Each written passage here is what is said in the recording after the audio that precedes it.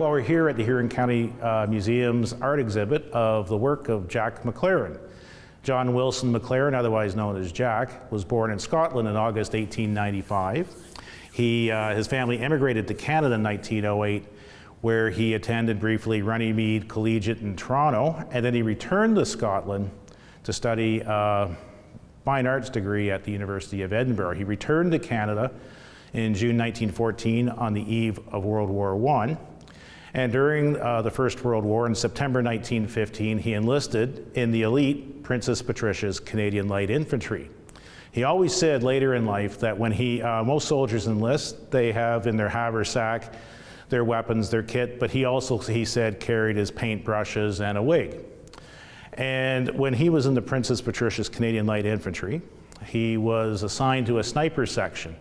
His artistic skills, his drawing skills would have come in handy with the sniper section because he would have gone out in the no man's land, sketched the topography of the land, and he could bring back those sketches to instruct other sniper teams that would crawl out in the no man's land with the idea of sniping at, of course, the enemy.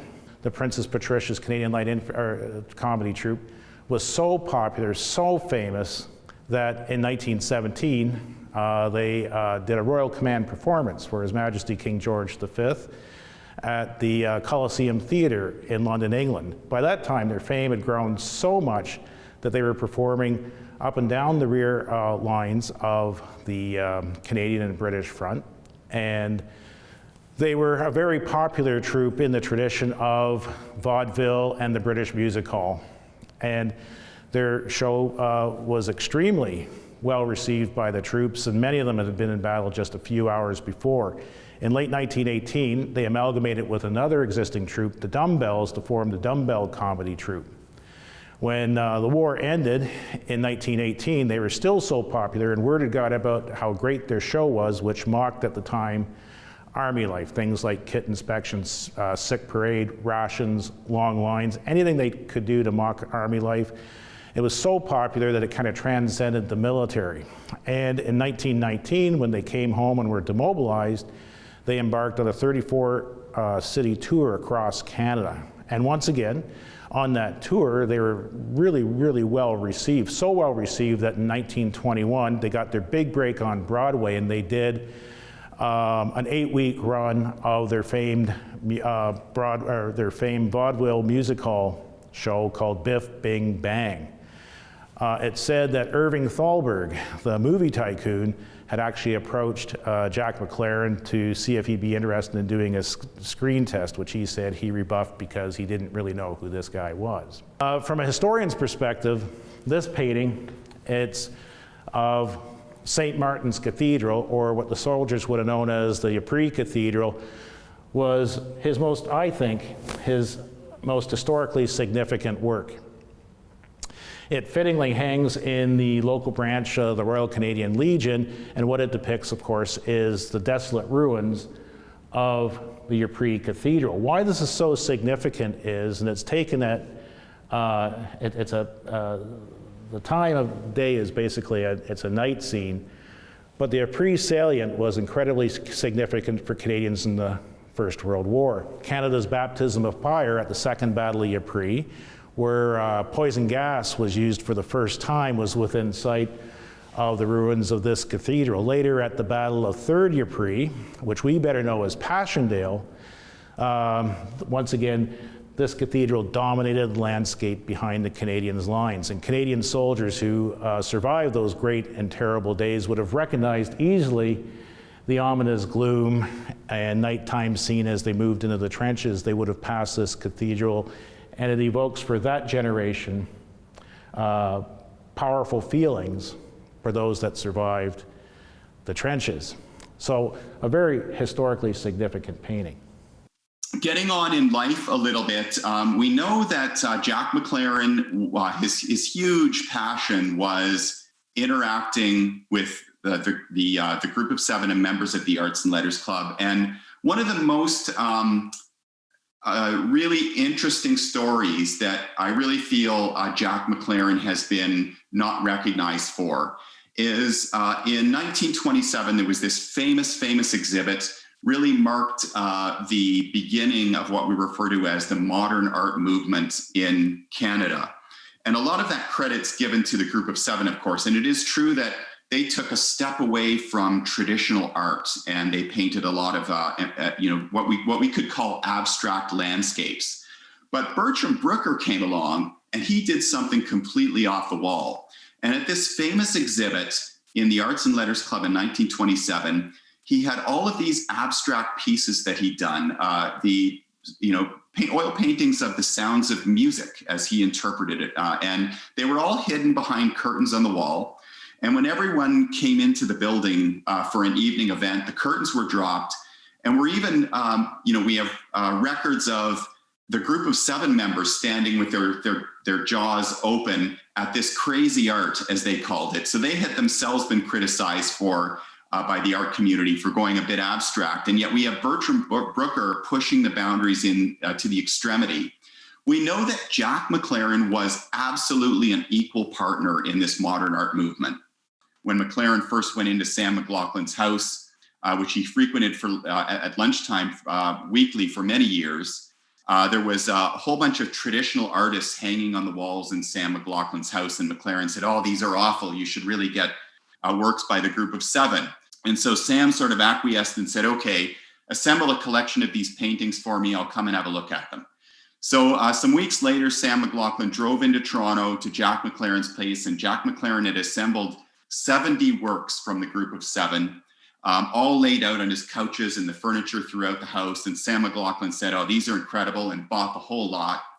And they were in his gallery in Oshawa for many years. And on his death, they were gifted to the McMichael Gallery, which really started which formed the backbone of that initial cut of paintings that were put on display at the McMichael Gallery. So McLaren became quite famous for these lino cuts. And we have magazines, the Studio magazine in London, England, Gebrauchs Grafik in Germany, saying, "Hey, this guy deserves recognition. We believe he is one of the world's greatest caricaturists." And so very good recognition coming for him in this subject. And this was reinforced by the releasing of these 12 lino cuts called Our Great Ones, which were people McLaren felt were important in the formation of the country of Canada and its politics and the foundations of the country. And these prints were on display at the Canadian delegation offices of the United Nations in New York. And who should walk into this building but the great portrait photographer, black and white portrait photographer, Joseph Karsh. And he took one look at these 12 prints by Jack McLaren, and he said, "Hey, this is right up my alley. I'm a black and white portrait photographer. This guy's doing black and white caricature and prints. I got to get in touch with this guy. Who is this fellow?" So Joseph Karsh tracked Jack McLaren down and convinced him to fly into his studio at the Laurier Hotel next to Parliament Hill in Ottawa, where Karsh was, of course, known to photograph very important politicians, dignitaries visiting Parliament Hill, including Sir Winston Churchill. And we have that famous silver gelatin portrait of Winston Churchill after Joseph Karsh, given just minutes to photograph him, yanked the cigar out of Churchill's mouth and took that famous shot. And so Jack McLaren was in the studios of Karsh over several days. He had his portrait taken by Karsh many times, many angles. And of course, there were many sketches of Joseph Karsh done by Jack McLaren as well. And we have these, and there are a number of these in the book as well. And the story documented of this relationship that formed between them.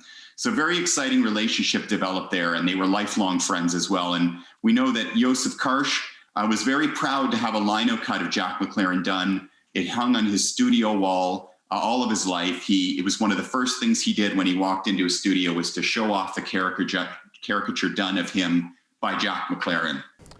In the 1950s, or in 1961 to be specific, he sold his advertising firm and he retired to Ben Miller, which is a small hamlet just outside of Goderich, where he lived in a very picturesque home on the banks of the Maitland River. And he became very active in the social and cultural life of his community. He was a member of the Goddard Art Club, the Huron County Historical Society, as well as active in his church. And by the 1980s, in his later years, he was an active member of North Street United Church, and I had a very brief association with him because I used to have to wheel him into the elevator to take up to attend services. And in the few conversations that we had, I noticed that he had a cane that he always carried with him with a silver head on it. And I asked him about it because I noticed the inscription on it, and he said the inscription is Rick-a-Dam Do, which is the battle cry of the Princess Patricia's Canadian Light Infantry. He never forgot his experience in the First World War. And in the latter years, his hands were too unsteady to shave, yet he could paint. And at the time of his death, he was working on a series of biblical scenes which he thought were significant to his spiritual life. Jack was a member of the Goddard Art Club, but he was a quiet member, but he was a very encouraging member. Madeline Roski told us a story about being able to go out there and paint the Maitland from his property. But the walls here are hung very randomly, and Dana Lumbee did a wonderful job of that. But the inspiration for that was so many people talked to us about their impressions of a studio. Some called it an attic, some called it a studio, but they all said there were just paintings everywhere, hung everywhere, leaning everywhere. Anyone visiting would get a huge view into this array of work that he was working on. And as he completed them, they would be moved into his official gallery where folks could come and buy them from him. And he absolutely loved to do that. He did it around the clock. He did it until his eyesight started to fail and until he actually couldn't pick up the paintbrush anymore. It's a very, it was a very challenging ending for him when his passion was taken away from him, when you lose your eyesight. But we're left with an incredible body of work to remember his lifetime, and in Huron County to remember that extraordinary, prolific period, productive period of his life in painting. So when we started looking at how this show was going to happen, or what we wanted to have in it, we knew that we could get the art because people were so generous. But we also wanted to tell Jack McLaren's story, and not just his Huron County story. For me, truly it's about his Huron County art and the connection to Huron County and the people who have his art, sort of see Huron County through his eyes in some way. And some of his paintings are of unique, buildings and scenes that are really unique to Huron County. For instance, the Lighthouse, the Albion Hotel, the Varco home, which no longer exists. He's really done a really excellent job of recording through oils a recorded history, or snapshots of Huron County at mid-century. And so for that, the exhibit has done a very good job of portraying his work with a local theme. One of the things I want to mention is that Jack was a real supporter of the arts in any form in this community. And he started a fund, or a scholarship fund, for students in GDCI who either in the visual or the dramatic arts. And every year, I think four or five scholarships are given in his name to this day. So these are some of the treasures from the museum's collection. Some of my favorite pieces are the yearly Christmas card. So Jack McLaren would design his own Christmas card. And you can kind of tell what mood he's in by what he's chosen to depict that year. Some of them are quite friendly and nice. They're all sort of humorous. This one is Merry Christmas from downtown Ben Miller. This one is my absolute favorite, and it's very 2020 vibes. You can see here, stocks have gone to the devil, business has gone to the devil, the whole world has gone to the devil, and as for you, well, Merry Christmas, Jack McLaren. And these were things that were in the files that we have here. And this Christmas card, you can't tell, but it was actually completely filled out and has a note and a signature from Jack to someone. So I don't know if it was his first draft or he actually just missed sending that Christmas card and they didn't get their Christmas card this year. But it's just wonderful to see these things, and these are early drafts of some of his advertising. So the exciting thing is you can see the actual pencil here. They're not completely filled out yet.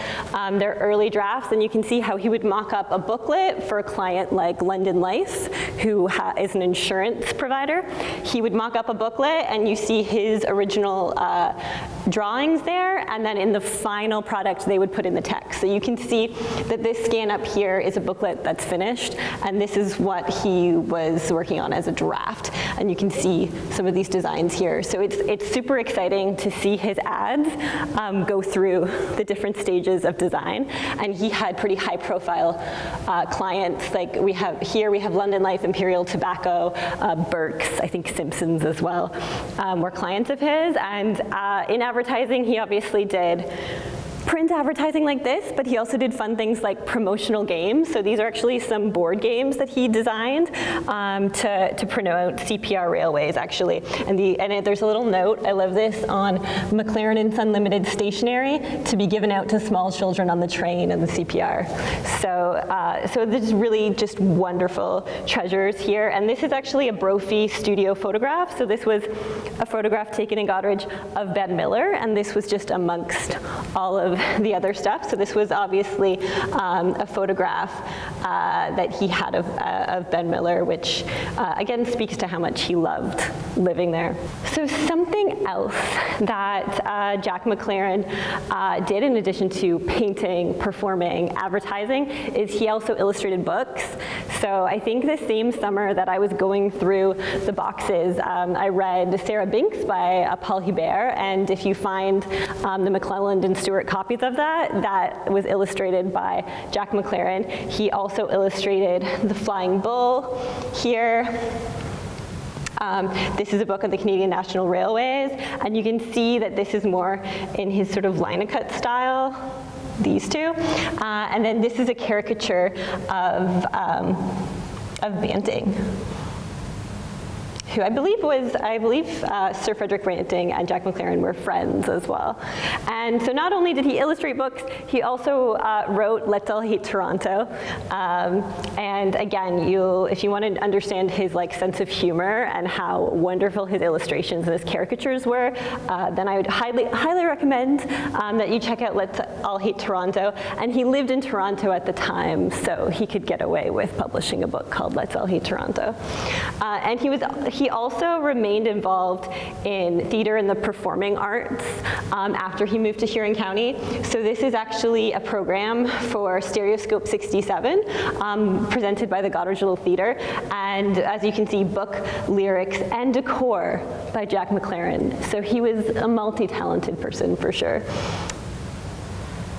You can see the program. This is the inside of the program at the back here. And this was a play at the Blythe Festival about Jack McLaren. The Life That Jack Built, I believe, was what the play was called. Probably my favorite painting here, I probably can identify one, and it's the floral loaned to us by the Haslets, partly because of the story that went with it, and that is that he painted it for his wife. And it hung in his own home until shortly before he died, I think.